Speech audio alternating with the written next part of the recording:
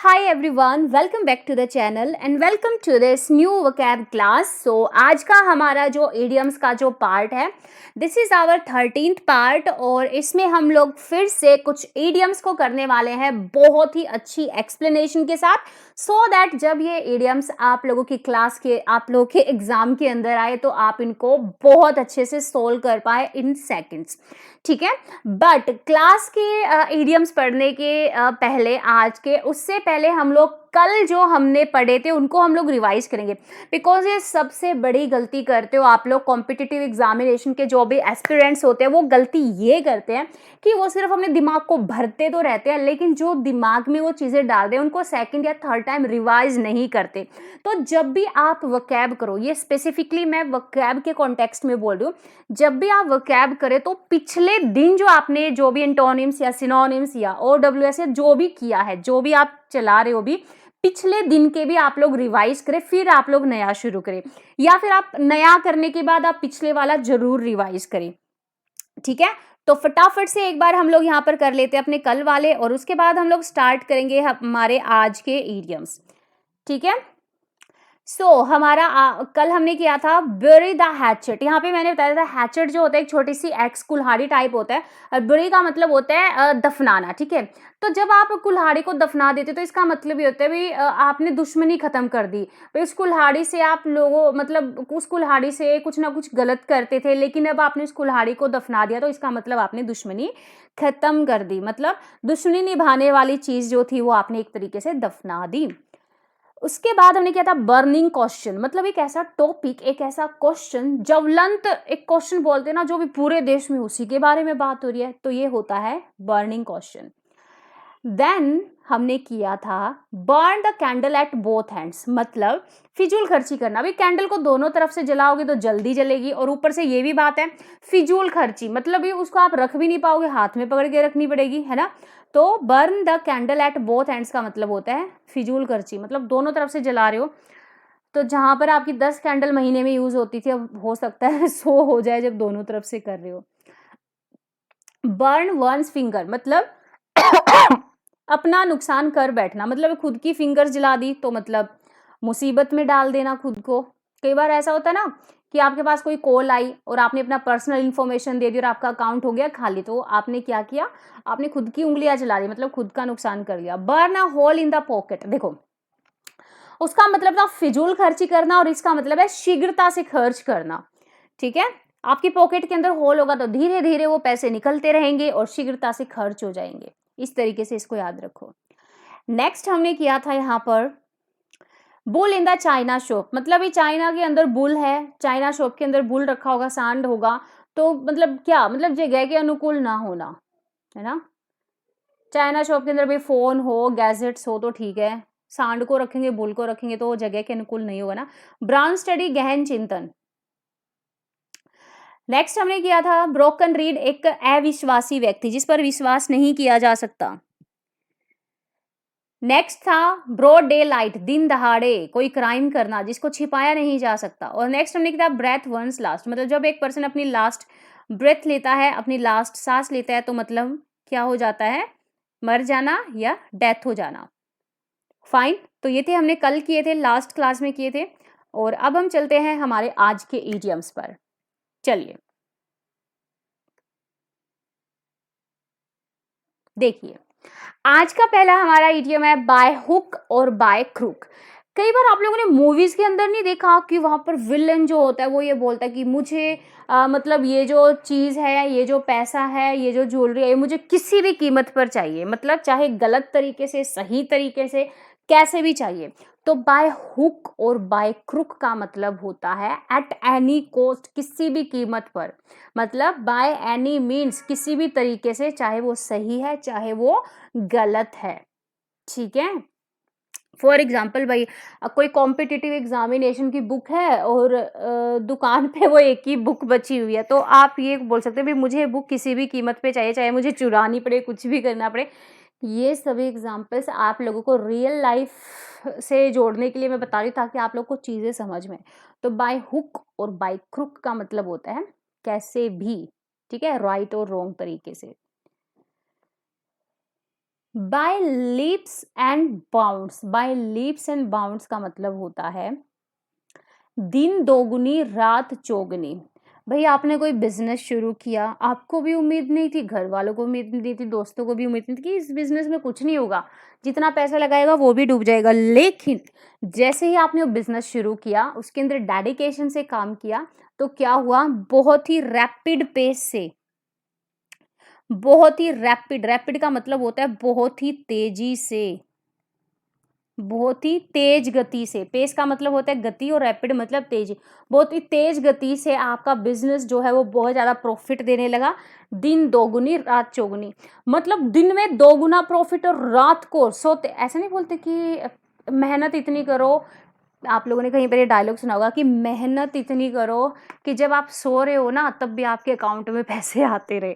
ठीक है, तो यहाँ पर वही चीज़ है भाई, दिन दोगुनी मतलब दिन में दोगुना पैसा, और जब रात को आप सो रहे हो तो चौगुनी, आपकी इनकम चौगुनी हो रही है। तो ये होता है दिन दोगुनी रात चौगुनी, by leaps and bounds at a rapid pace. Success या फिर वेल्थ इंक्रीज होना रैपिड पेस पर। Third is by the skins of one's teeth, or you can say by a whisker, by the skin of one's teeth। देखो once का मतलब मैंने बार बार बताया कि किसी पर्सन के बारे में बात करते हो आप। ठीक है, कई बार ऐसा नहीं होता कि हम लोग खाना खा रहे होते हैं और हमारी जो स्किन होती है, ठीक है, हमारी चीक्स की जो स्किन होती है अंदर से, वो हमारे दांतों के बीच में कई बार आ जाती है और कई बार बिल्कुल थोड़ी सी बच जाती है आने से। तो इसका मतलब ये होता है बाल बाल बचना, मतलब किसी प्रॉब्लम से या किसी डिफ़िकल्टी से, ठीक है, या फॉर एग्जांपल किसी एक्सीडेंट से बिल्कुल बाल बाल बच जाना। ठीक है, by the skin of one's teeth. और यहाँ पर आप लोगों को मैं अपना रियल लाइफ एग्जांपल देती हूँ, बिल्कुल कल की बात है। ठीक है, मैं अब मतलब अपने मतलब वॉशरूम के अंदर थी। ठीक है, और वहाँ पर क्या हुआ सुनो, मतलब मेरा सांप से एनकाउंटर हो गया। बिल्कुल ये रियल रियल स्टोरी आप लोग को बता रही हूँ मैं कल की। तो मतलब वहाँ पर क्या हुआ, मैं बाल बाल बच गई, मतलब मैंने किसी तरीके से वहाँ से मैं भाग गई।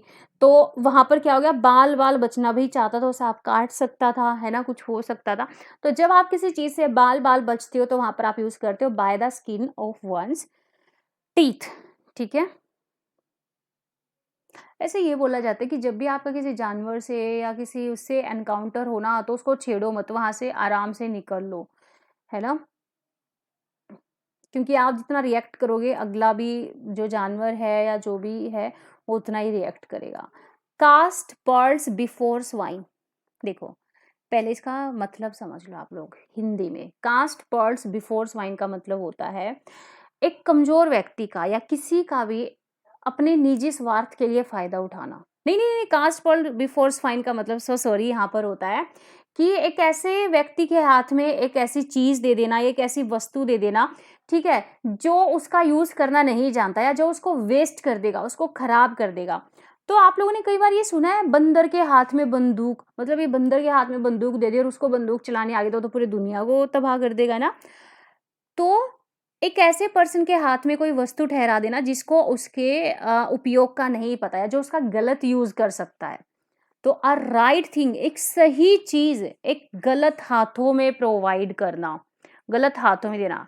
ठीक है, गवर्नमेंट के अंदर कई बार ऐसा होता है भी पैसा आता है, फंड आता है, लेकिन वो गलत लोगों के हाथों में चला जाता है, तो उससे क्या होता है, वो उसका अच्छा यूज नहीं करते, गलत यूज करते हैं। ठीक है, तो इसको ऐसे भी याद रख सकते हो। स्वाइन का मतलब क्या होता है, स्वाइन का मतलब होता है भाई पिग, सुअर। भाई सुअर के पास पर्ल का मतलब मोती का क्या काम, है ना, तो ये होता है इसका मतलब। फिफ्थ यहाँ पर इडियम है कैसल्स इन द एयर। ठीक है, देखो भाई कैसल्स का मतलब होता है यहाँ पर किला, ठीक है, और एयर का मतलब होता है यहाँ पर हवा। ठीक है, हवा।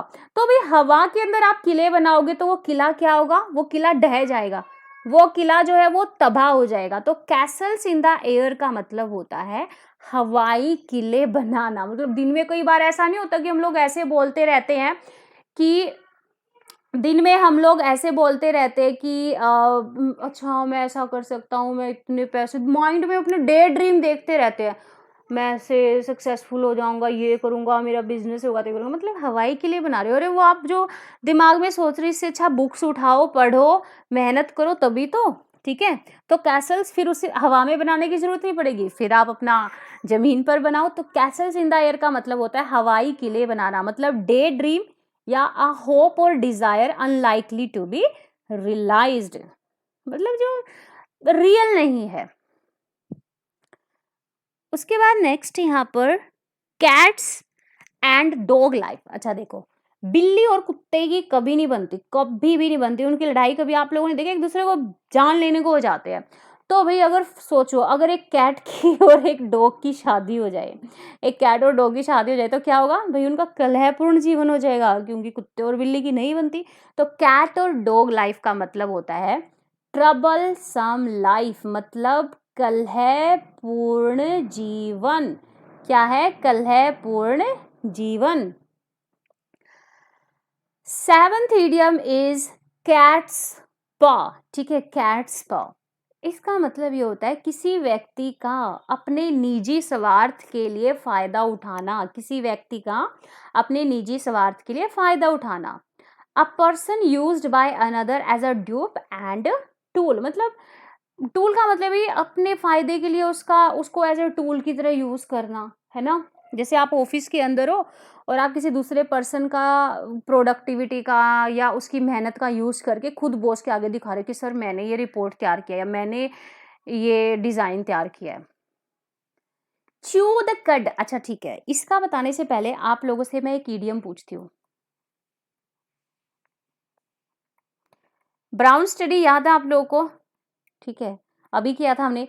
ब्राउन स्टडी का मतलब क्या था? गहन चिंतन करना, मतलब किसी मैटर के बारे में, किसी बात के बारे में सोचना। जैसे आप 10th क्लास में हो और आप सोच रहे हो मुझे 11th में कॉमर्स लेनी चाहिए, मेडिकल, उनके प्रोज एंड कॉन्स सोचोगे। अच्छा मेडिकल में ये बेनिफिट है, उसमें ये है, कॉमर्स में ये करियर अपॉर्चुनिटीज है। तो जब आप किसी चीज़ के बारे में बहुत ज़्यादा गहन चिंतन करते हो, दैट इज ब्राउन स्टडी। और च्यू द कड का मतलब भी होता है मनन करना, मतलब मन ही मन में किसी चीज को लेकर मेडिटेट करना, मेडिटेशन करना। ठीक है, तो कहीं ना कहीं च्यू द कड जो है definitely is the synonym of brown study. ठीक है, च्यू द कड एंड ब्राउन स्टडी ऑलमोस्ट यहाँ पर सेम है। तो जब भी आप कोई ईडियम करे तो ये सोचो अच्छा ऐसा ईडियम मैंने पहले भी पढ़ा है, that idiom can be synonyms of this idiom. या कोई आपने वर्ड किया कि अच्छा ऐसा ऐसा मीनिंग, ऐसा वर्ड तो मैंने पहले भी किया था, उसका मीनिंग भी यही था। तो अपना थोड़ा सा दिमाग को थोड़ा सा शांत रख के उसको, मतलब जब स्टडी करते हो ना तो मेंटली और फिजिकली अपने आप को प्रेजेंट रखो in your study. Next is chicken hearted. Chicken hearted, ठीक है, चिकन को एक तरीके से हम लोग, जो मुर्गा होता है भी उसको हम क्या सोचते हैं, उसको हम कमजोर सा नहीं सोचते हैं, कोई भी आता है उसको मार के खा जाता है भी, है ना। चिकन जो होता है उसको कायर, उसको कमजोर, मतलब देखो जब आपके सामने लायन की बात आए, शेर अपने आप ही होता है भी एक बहुत ही मजबूत, बहुत ही ज्यादा दमदार कोई जानवर जो किसी से नहीं डरता, जंगल का राजा कहलाता शेर। लेकिन जैसे ही चिकन का नाम आता है ये कमजोर सा कायर सा जानवर। तो चिकन हार्टेड, जो पर्सन बहुत ज़्यादा दिल से कमज़ोर होता है, बहुत कायर होता है, ठीक है, उसके लिए यूज़ किया जाता है चिकन हार्टेड। ठीक है, he is a chicken hearted person, मतलब एक बहुत ही कायर व्यक्ति है। ठीक है, लैकिंग करेज, उत्साह ना होना, या कावर्डली मतलब कायरता से। And the 10th is, or this is the last idiom of today's class, that is draw a line। मतलब ही देखो, ड्रॉ अ लाइन का मतलब होता है एक तरीके से बिल्कुल साफ सीधे शब्दों में मर्यादा में रहना। ठीक है, मतलब आपने भी एक लाइन खींच दी भाई, इससे आगे ना तो मैं किसी से बोलूंगा, ना मैं अपनी पर्सनल लाइफ के बारे में बात करूंगा, ना अपनी फैमिली की पर्सनल बातें बताऊँ, मतलब आपने एक लाइन ड्रॉ कर दी भाई, इससे आगे मैं नहीं बात करूंगा या नहीं अपने बारे में बताऊंगा या अपनी पर्सनल अपनी बातें शेयर नहीं करूंगा। तो आपने वहां पर एक मर्यादा तय कर दी। ठीक है, सेट अ लिमिट। ठीक है, तो ड्रॉ और लाइन का मतलब होता है मर्यादा तय करना। फाइन, और इसी के साथ हमारी ये जो क्लास है ये होती है खत्म। और क्लास खत्म करने से पहले let me tell you one thing, अगर आप कॉमर्स के स्टूडेंट हैं और कॉमर्स मैनेजमेंट और एचआरएम को बहुत ज़्यादा डेप्थ नॉलेज के साथ पढ़ना चाहते हैं विद मी, सो मैंने अनअकैडमी प्लस पर 2 साल पढ़ाया, एनटीए यूजीसी नेट कॉमर्स के लिए एडो अंकल पर पढ़ाया, कॉपी किताब एक्सपर्ट हूँ और खुद के ऑफलाइन बैचेस निकाल रही हूँ पिछले 7 to 8 ईयर से। So if you want to study with me commerce management and HRM, you can visit my channel जिसका नाम है पूजा धुरान। नाम सर्च करेंगे तो भी मिल जाएगा और चैनल का लिंक डिस्क्रिप्शन बॉक्स में भी मिल जाएगा, तो वहाँ पर आप मेरे साथ स्टडी कर सकते हैं कॉमर्स की। चाहे आप 11th-12th में है, बीकॉम एमकॉम में है, चाहे आप एमबीए में है, नेट की तैयारी करें, सभी के लिए वहाँ पर बहुत ही ज़बरदस्त लेक्चर्स प्रोवाइड किए जाते हैं, ठीक है। तो मिलते हैं नेक्स्ट क्लास के अंदर। Till then happy learning to all of you. Bye bye, take care.